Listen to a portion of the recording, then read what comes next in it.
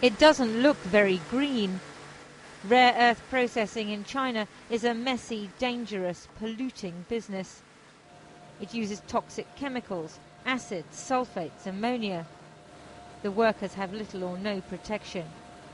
But rare earth elements like yttrium and cerium are prized for their magnetic properties and high conductivity.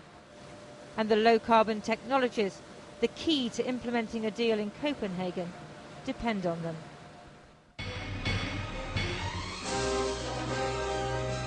You buy a Prius hybrid car and think you're saving the planet, but each motor contains a kilo of neodymium and each battery more than 10 kilos of lanthanum, rare earth elements from China.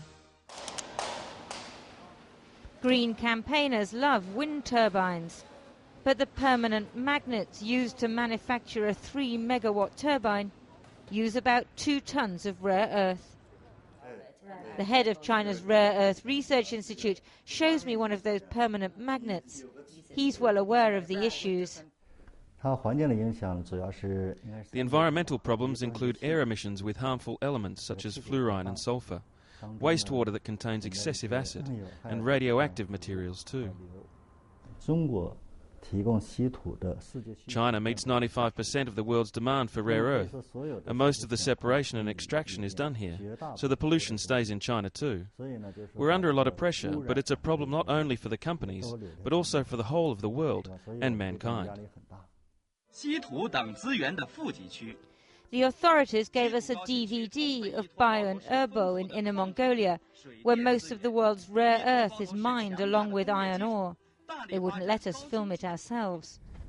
But at Baotou, 100 miles away, we found the frozen tailing lake, where rare earth mixes with mud, waiting for processing at nearby factories.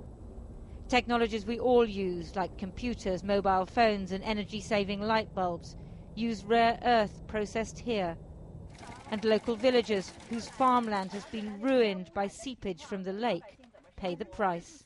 The Baotou Environmental Bureau tested our water, and the result was it shouldn't be drunk by people or animals, and it can't be used for irrigation.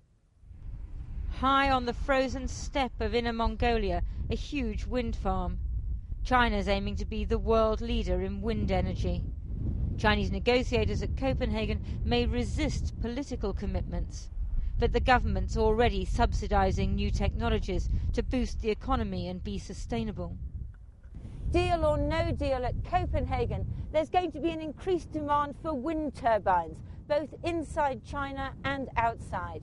But what the Chinese want to ensure is that they're not just providing the essential raw materials, the rare earths, and doing the manufacturing, but that they also have access to the most advanced low-carbon technologies. The writing on the wall says, become the leader of the world in rare earth industry. But China can't produce enough for everyone anymore. And if governments are serious about low-carbon technologies, other countries will have to start producing.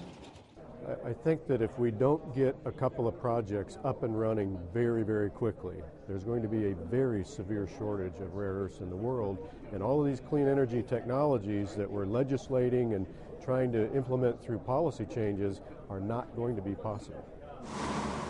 Champions of a low-carbon future have yet to wake up to the environmental price Chinese workers and villagers are paying. At Copenhagen, politicians talk of cutting carbon emissions, but they can't meet any targets without rare earth. And that means a sustainable supply, and not all from China. Lindsay Hilson, Channel 4 News, Baotou.